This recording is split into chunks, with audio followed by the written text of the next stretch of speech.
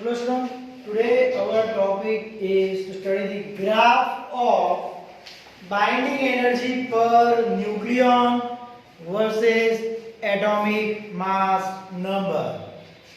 Okay, so you can see here the graph is drawn. On y-axis I have drawn EBN, that is binding energy per nucleon. So this is not the binding energy of nucleus, it's binding energy per nucleon.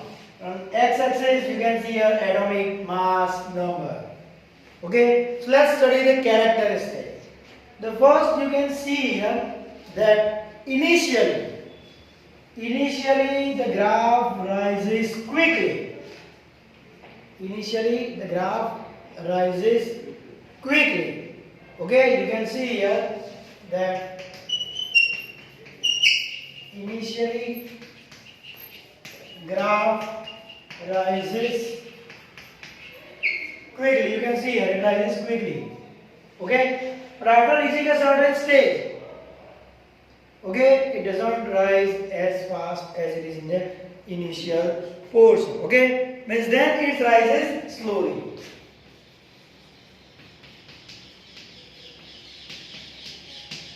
Slowly. You can see that the maximum energy or binding energy per nucleon is for iron. Okay, that is for atomic mass number 56. Okay, for atomic mass number 56, you can see that the binding energy is maximum. Means for A equal to 56, EBN, that is equal to 8.8 MeV, and this is maximum. So you can say if you want to break the nuclei of iron, you require maximum energy. Okay, till now it has not been found out that you cannot break it. Okay, it's very strong. So the binding energy per nucleon is maximum for iron. Clear? And then after, you can see after that the graph descends. Okay, after A equal to 56, you can see after that the graph descends. Means the value of binding energy per nucleon decreases. Okay, if I split it, you can see that for A less than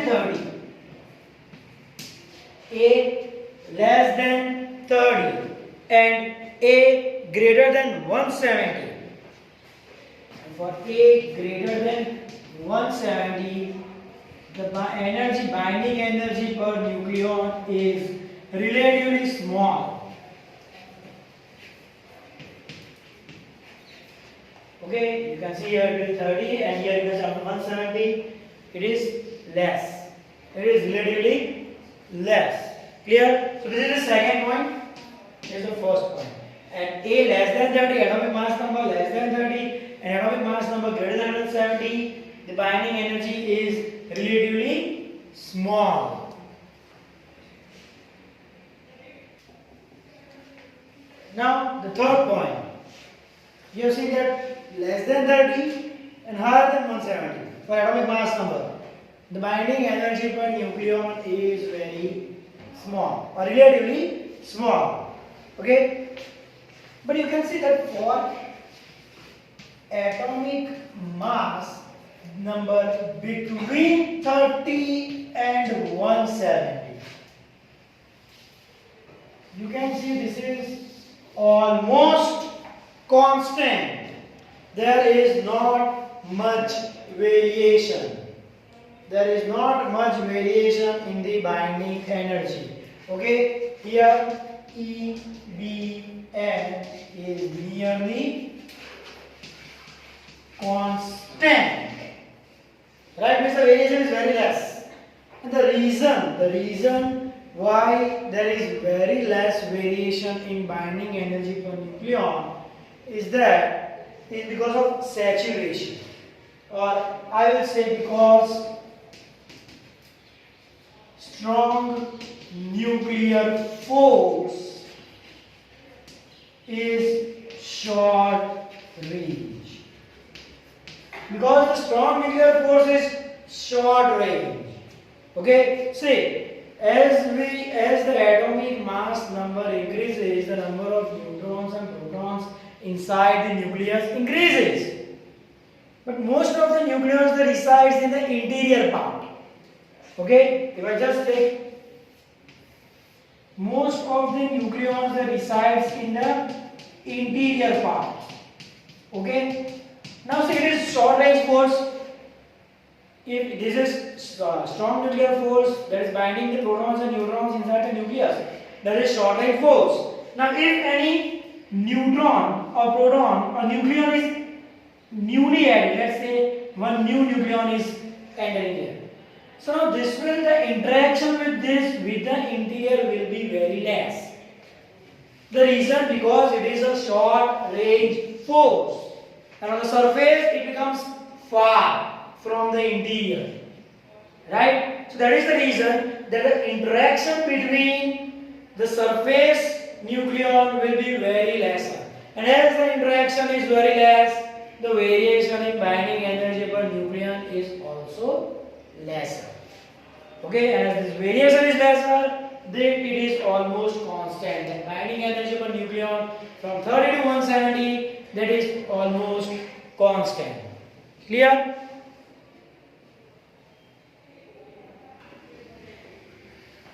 The next point, you will see that for atoms like beryllium, helium, carbon, oxygen, the energy is higher compared to the next neighboring atom. You can see for helium it is higher, and for next it's less. For carbon it's higher, next less. Oxygen is higher, next it is less. So for atoms such as beryllium, helium, carbon, let's write down the mass also. Sorry.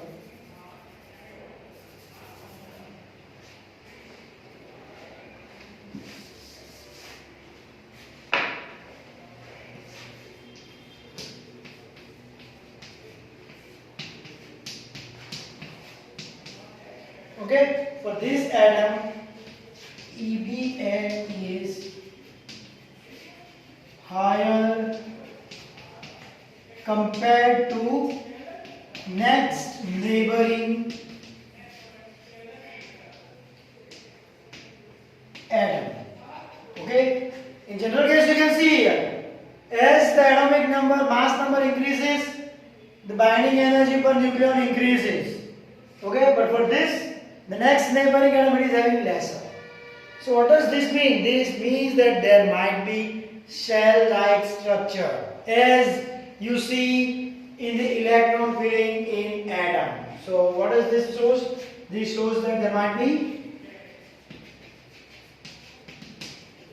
shell-like structure, like atom. Okay, you can see electronic configuration in the filling of electrons.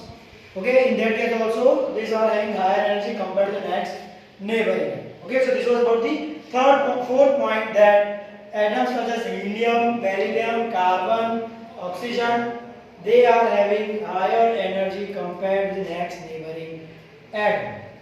And this next neighboring nucleus, I will say, not atom.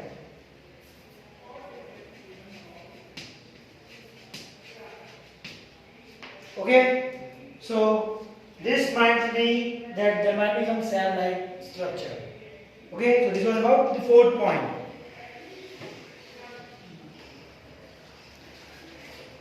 And the last point, fifth. See, here you can see that heavy nuclei. If I take heavy nuclei greater than 70, let's say for atomic mass greater than 170, not 70, the binding energy for nucleon, okay, it is lesser compared to this portion. Okay, it is lesser compared to the middle portion. So say if heavy nuclei, let's take example of uranium. Okay, if I take uranium 235, if it is broken into two smaller nuclei, okay, let's say ranging between here, then the binding energy is higher compared to that. If I take uranium 235, it's this, and in between it's this. Let's say smaller nuclei of nearly 90 to 100, two smaller nuclei. Okay, then what happens? The binding energy of the smaller nuclei. Okay, I will say uranium parent nuclei when undergoes breakdown to daughter nuclei. So the binding energy of the daughter nuclei will be higher, right?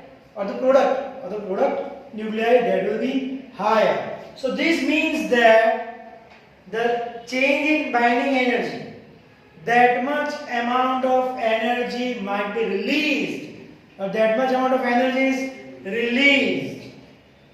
Okay, and that process is called nuclear fission. When heavy nuclei, let's say greater than 170, okay, breaks and form two smaller nuclei, energy is produced or energy is released. Energy is released, and this phenomenon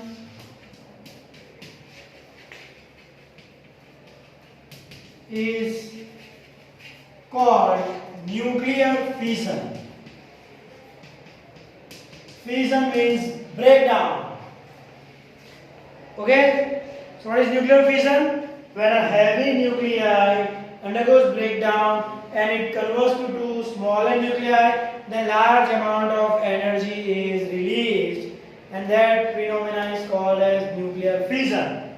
Okay, conversely, if I take smaller nuclei, you can see here, smaller nuclei, if I combine it, okay, and form a slightly larger nuclei, then also the binding energy is increased. So in this process also the energy is released, and this is called nuclear fusion. Let's say for A less than 10, okay, when smaller nuclei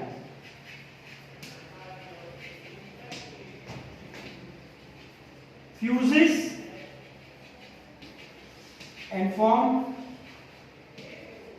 larger nuclei related, okay, larger nuclei in the sense related to the smaller, okay, not very large, okay, nuclei, again energy is released, and this phenomenon is called nuclear fusion. Okay, so nuclear fission and nuclear fusion, these are both different phenomena. In nuclear fission, heavier nuclei undergoes breakdown and large amount of energy is released. That is nuclear fission. Okay, that process takes place in nuclear reactor, nuclear bomb. Okay, on the other hand, when two very smaller nuclei they fuses and form higher nuclei, then also large amount of energy is released. That is called nuclear fusion. Example, the process that is undergoing in sun. Hydrogen, the fuses and forming helium, and large amount of energy is released. That is thermonuclear fusion. Okay, so this was about the last point for the characteristic of graph of binding energy of nucleon versus atomic mass number.